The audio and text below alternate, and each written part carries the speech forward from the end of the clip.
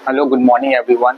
तो मुझे ऐसा लगता है आप सब लोग बहुत ही अच्छे होंगे और अपने इंग्लिश को और बेटर करने के लिए काम कर रहे होंगे डेली बेस पे।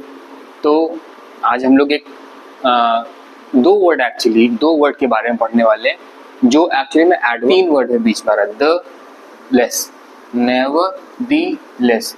इस तरह के वर्ड हैं कंपाउंड वर्ड्स बोलते हैं, जो एक दो वर्ड्स या 3 वर्ड्स मिलके जो एक वर्ड बनता है उनको कंपाउंड बोलते हैं। और ये क्योंकि ये एडवर्ब्स हैं इसलिए यहाँ पर कंपाउंड एडवर्ब्स का इनको नाम दिया गया है। तो ये कुछ दो वर्ड्स हैं जो थोड़े आपको डिफिकल्ट लग सकते हैं यूज करने में, तो इसीलिए मैं इसको इजी बनाना चाहता हूँ आपके लिए, ताकि आप इसको यूज करें डेली स्पीकिंग में। तो पहला वर्ड है नन द लेस और सेकेंड वर्ड है नेवर द लेस।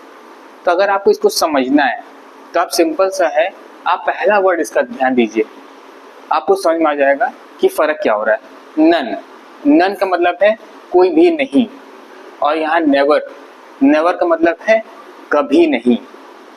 तो ये दो डिफरेंस है, इसको ध्यान रखिएगा। अब देखिए, in contrast to something that happened और वाज सेड,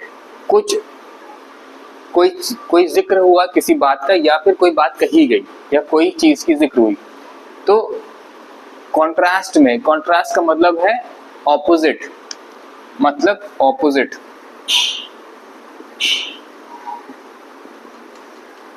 इसको बेहतर समझने के लिए सेंटेंस हम लोग लेते हैं। सेंटेंस है there are serious problems in our country. तो there are serious problems in our country, तो आवर कंट्री में, हमारे देश में बहुत सारी गंभीर समस्याएं हैं, ऐसा यहाँ लिखा है।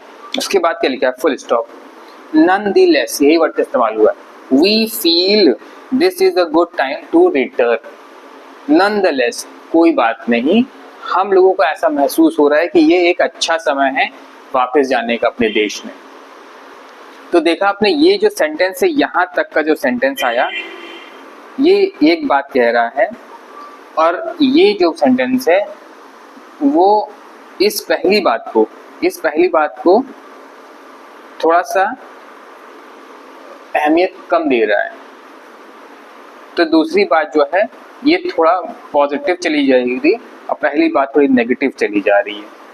तो जब पहली बात थोड़ी नेगेटिव जा रही है और दूसरी बात थोड़ी पॉजिटिव निकल रही है, और बीच में हम लोग नॉनदलेस का इस्तेमाल करेंगे ये बताने के लिए कि हमको पहली बात से ज्यादा फर्क नहीं पड़ा। Nevertheless, in spite of that, है ना। इन स्पाइट ऑफ का मतलब क्या है, कोई फर्क नहीं पड़ता उस बात से जो पहले की गई थी। तो मोर और लेस ये दोनों ही सेम हैं। इट वॉज रेनिंग हेवीली, बहुत जोर की बारिश हो रही थी, और लगाया गया है सेमी कोलन, क्योंकि फुल स्टॉप यहाँ पर लगाना नहीं है इसलिए हमने सेमी कोलन का इस्तेमाल यहाँ किया हुआ है, ठीक है। इट वॉज रेनिंग हेवीली, अब एक सेंटेंस को कंप्लीट करना है, मगर वो जो दूसरी बात होने वाली है वो अलग है। तो हम चाहते हैं कि सेंटेंस कैरी ऑन रहे, फुल स्टॉप ना लगे, क्योंकि ऐसा जरूरत नहीं है यहाँ फुल स्टॉप की। यहाँ पर सही चीज आएगा सेमीकोलन, क्योंकि हम पॉज भी दे रहे हैं और कॉमा भी लगा रहे हैं, ठीक है। नेवरदलेस, यही वर्ड आ गया, नेवरदलेस। और फिर क्योंकि दूसरी बात एक नई बात कहने वाले हैं, तो हम देखिए नॉनदलेस के बाद कॉमा लगा था, नेवरदलेस के बाद भी कॉमा लगा, दूसरी बात कहने वाले इसलिए लगता है pause. Nevertheless he decided to go for a job, बहुत तेज बारिश हो रही थी, उसके बजाय उसने डिसाइड किया कि वो जॉग करने जाएगा, वो जॉगिंग करने जाएगा। याद रखिएगा कि नेक्स्ट बात हमेशा इन दोनों सेंटेंसेस में, नेक्स्ट बात जो पहली बात होगी वो नेगेटिव होगी और दूसरी बात जो होगी वो हमेशा पॉजिटिव होगी, है ना।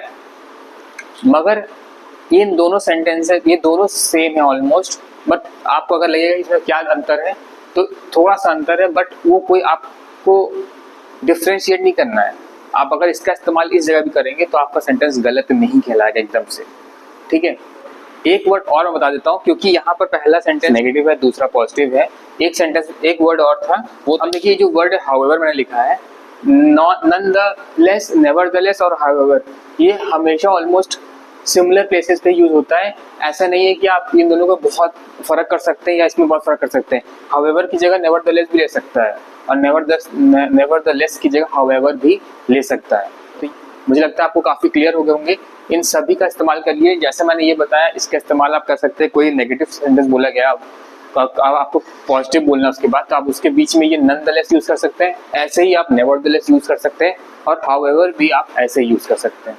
तो बहुत कंफ्यूज मत होइएगा, और बहुत ही माइन्यूट सा डिफरेंस होता है जो आपको बोलने के लिए बहुत ज़रूरत नहीं समझने के लिए।